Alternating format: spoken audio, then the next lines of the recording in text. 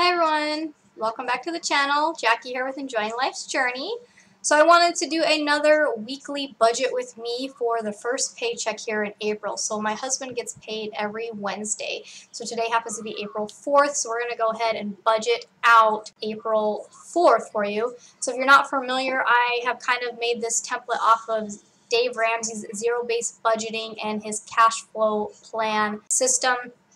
I have been doing this for several years, so I've kind of modified this throughout the years, but I really think it helps me to set financial goals and to start reaching some of those goals by telling my money where to go. I basically budget out, you guys saw before, I budget out the entire year, and I try to pinpoint birthdays or holidays throughout that year, maybe fluctuations where Ricky gets paid 5 paychecks instead of 4 paychecks, you know, where some expenses might change. So I try to do that in a year view, and then I go back through, and you guys just saw I did a quarter. So I do a quarter at a time, and I update that as needed, and then I go back and I do a month. Every month I go back through and I change anything, and then I even go weekly.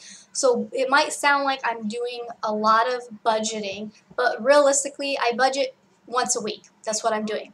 So once a week I come on, I find out what did Ricky actually get paid, what did I actually get paid, and I start adjusting the budget accordingly. I balance out our accounts. I've had someone ask me, we have different checking and savings accounts now. I'm going to make a whole separate video on why we have the accounts that we have and how many do we have.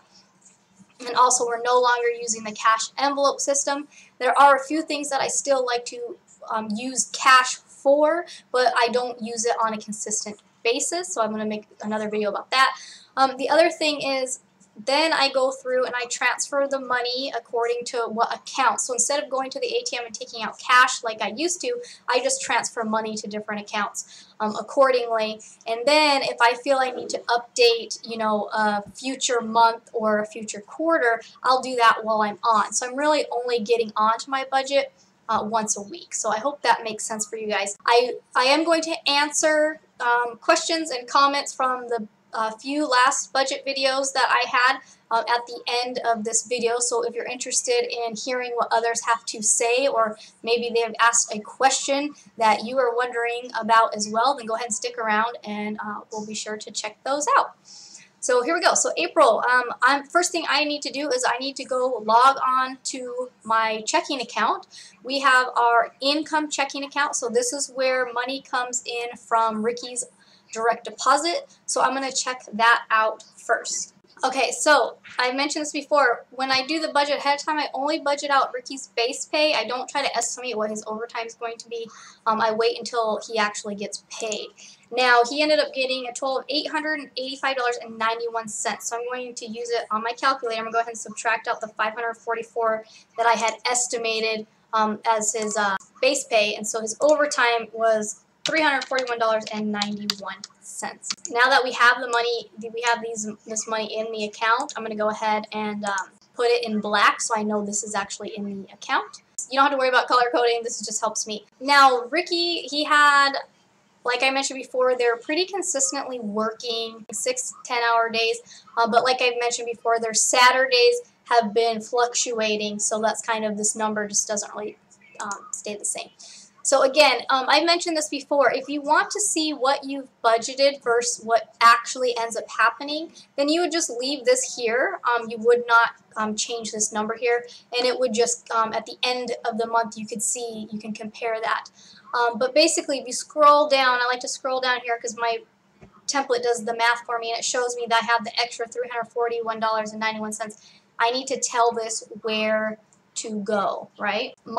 Our goal is to bump this long-term savings up to 20%, basically right off the bat. So I'm going to do this as a whole. I like to do my percents based on the month, not on the week. So I want to take this total here and do 20% of that. So 20% is actually going to be $548.88. So I'm going to change this right there, okay, to the $548.88. So I know that we reached our goal right off the bat of that 20%.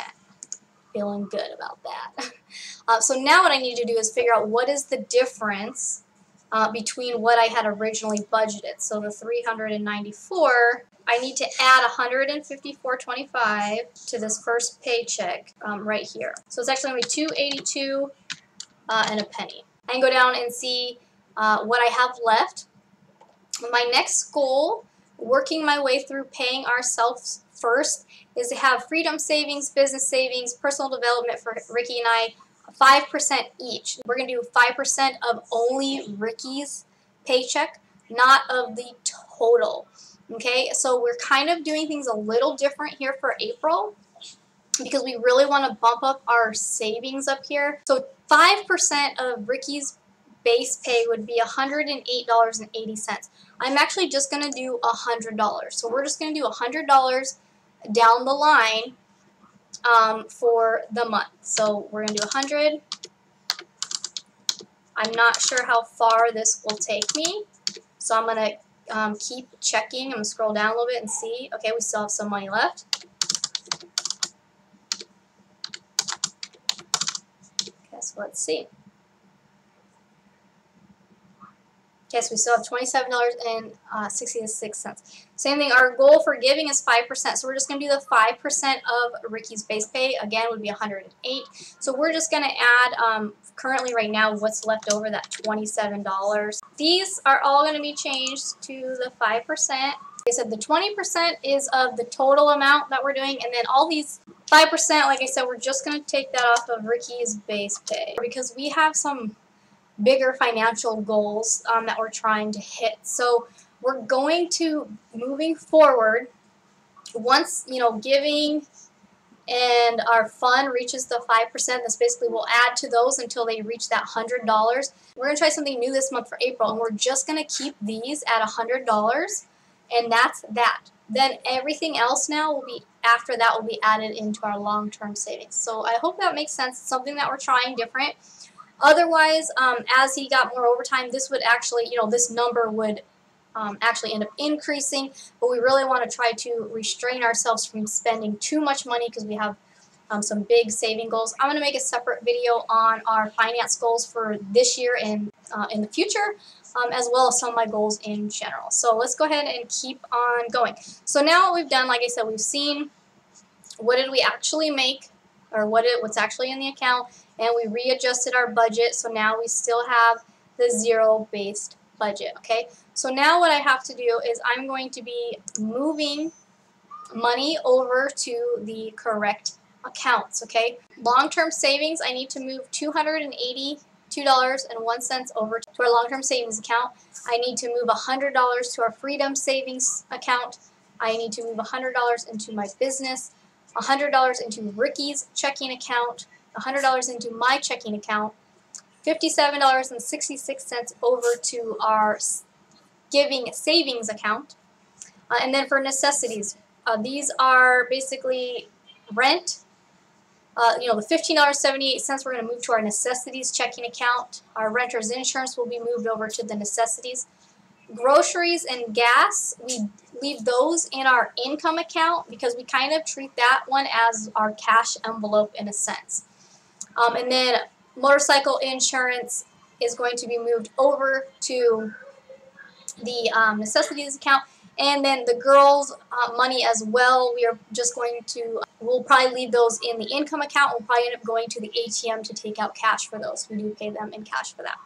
And then for fun, we will move the $14 over to our fun checking account. Okay, so that's basically what I'm going to do. Categories on the side here, all of my accounts, so I can see the running total in those accounts, so I can balance my checkbook, if you will.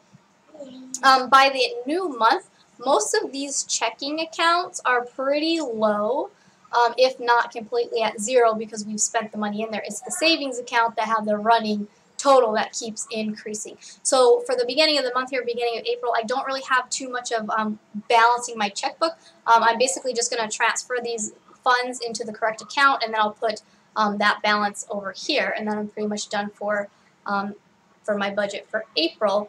And then when I come in on the 11th, I'll need to balance my checkbook and see what have we spent versus what's left. So that will be more of that. So now I'm going to jump onto the computer. I'm going to check out some of the questions and comments from previous videos. So this is the monthly budget report for February. I did answer questions and comments from previous videos on this video, so if you're interested in those, check them out. We're going to go ahead and scroll on down, and we're going to take a look at the few comments that we had on this video. Okay, so the first one is Talia. You are such a good example. Thank you for helping people manage their budgets. You keep me motivated when my spouse isn't on the same page and I struggle with consistency. Yeah, this is a lot of forming that new habit. I've been doing this budget since, well, I started using Dave Ramsey's zero-based budget back in, I believe, 2013, and then I started using my own template back in 2014. Same thing, when I started doing the budget, my husband didn't even really know what I was doing, but at the time, I had my dance studio, and I was realizing that my personal spending habits were reflecting into my business spending habits. And so on a mission to find some way to improve my business, I actually improved my personal finances at the same time, which is pretty cool. It took me about a year or so of just kind of getting a hang of it, and then once I finally said, like, we need to get out of debt, I pretty much got my husband on board. For my husband, the main way that kind of got him on board was he's working his butt off, and he had no money to spend. He had nothing to show for it, and he finally came to me one day and was like, where is the money going? And because he was just letting me deal with it. So I was able to show him the budget, and I showed him where the money was going, and over half of our money was going to debt. Over half of our monthly expenses was going to debt payments. So that's when he got on board and said, let's knock it out. So you might want to just do this budget. And so then when your husband is ready and he has that breaking point, you can show him, this is where the money's going, this is what I'm trying to do. I don't know if you're asking for a tip, but there's a tip. Heather says, good for Ricky, all his hard work is paying off. I have said it before, the road trip was worth every penny. You both grew a lot in that year. The down payment is looking doable. Nice to have you back, Jackie. Thank you, Heather. So if you guys aren't familiar, I had a surgery, so I was gone for about 6 weeks recovering. So yes, I'm glad to be back. Also, we sold pretty much everything and bought an RV back in 2016, and we traveled for 6 months. And that road trip did definitely help us grow. We were able, we got out of debt before we did it, and it helped us to take a mini retirement. We did 2 work camping jobs, so we basically, had a couple months off, worked for a couple weeks, had a couple months off. We kind of did that, so it kind of helped us to decide what was it that we really wanted, and where were we going. And so that, I think it definitely helped. If you guys are able to do it, I encourage you to do it. And then Nikita says, glad to know that surgery went well. Did you have to pay out of pocket for the surgery, or was total expense covered by your insurance? Luckily, I had still had insurance through the state, so my surgery was covered 100% with insurance. Now, as you guys see, Ricky's making quite a bit of overtime, so we no longer qualify for state insurance. So we're hoping, after Ricky's 90-day, we'll see what type of insurance plan his work offers. So I'll be keeping you guys posted on that. You may see a new expense on our budget, but as of right now, no more insurance. A little scary. So I'm going to jump on and see what we had a few other budget videos I wanted to go back on. So so now we are on the budget with me when I did the last paycheck that Ricky had. I did the March 28th paycheck. So we're going to go through and see if there's any comments or questions to be addressed on that video. So Elisa says, this year I have really been watching my spending. I saved $793 every month. Wow, yeah. When you control your spending, you really can save money. I'm hooked on saving money, and I thank you so much for showing me how to do it the right way. I don't have it on my computer. I just do it on paper. It works that way too. Absolutely. You can do your budget on anything that you want to do. I used to use Dave Ramsey's cash flow plan, and I would just print it out, the paper version, and I put it in a clear envelope, and I would do the highlighter every month, and then I just like doing things on the computer. Ricky and I both are natural spenders for sure, but once I started doing the budget, I mean, for us, it was when we got out of debt, having that extra cash flow makes a huge difference. But also by controlling it, like she was saying, you are able to save a lot. I mean, there's so many times people are saying, oh, I'm already living paycheck to paycheck, I can't save anything. But if you were to actually just sit down and look at the real numbers, I'm pretty sure you could figure out ways to move around numbers or even cut some costs out of your budget so you could save. But I did make a joke with her and I said that by me moving money from one checking account to the other, I think I'm tricking my brain into thinking I'm spending the money, so I'm not having the urge to go spend the money all the time. Like, you know, we used to. Ricky and I would be like, oh, we'd see the money in the account and we would just spend it. That's another reason we have other accounts, though, is you move it. So basically, Ricky he looks at 2 accounts, and then I tell him, act like those other accounts don't exist. Act like that money doesn't exist, because it is tempting when you have an emergency fund and you see that number over there and you're like, oh man, we have that much money. Like you want to spend it. Sorry, a little tangent. I'm not sure if I'm pronouncing your guys' name. I'm sorry.